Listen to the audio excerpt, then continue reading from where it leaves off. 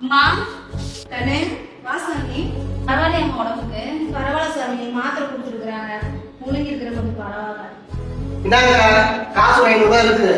பார்த்து பத்திரமா இருங்க. எனக்கு கொஞ்சம் வேலை இருக்கு. வாடிக்கணும். என்னங்க அம்மா இப்படி உடம்பு சரியில்லை விட்டுட்டு போலான்னு சொல்றீங்க? வாங்க வீட்டுக்கு கூப்பிட்டு போலாம். நம்ம வீட்டுக்கு கூட்டு போறதா? ஏன்டி அவன் கூட்டு போனா நானும் வேலைக்கு போயிருவேன், நீயும் வேலைக்கு போயிருவ. யாரும் உங்க அம்மா பாத்துக்கிறது? பேசாம உங்க அண்ணன் வீட்டுக்கு அனுப்பிச்சு விட்டுரு. கிளம்பு வா போலாம். நீங்க போங்க நான் வரேன். சீக்கிரம் கிளம்பி வா.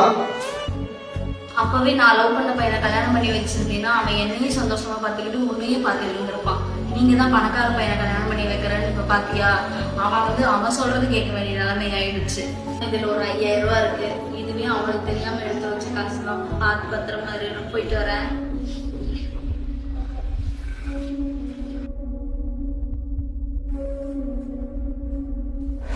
நான் காலேஜ் போறேன். காசு கொடுன டைம் ஆச்சு. என்ன 100 ரூபா கொடுக்குற? 100 ரூபா வச்சு என்ன பண்றது? காசு கொடுக்கறதே பெருசு. நீ ஏதாவது காலேஜ் போறா நான் 100 ரூபா தரேன் போ. எனக்கு காசே வேண்டாம், நீயே வச்சுக்கோ.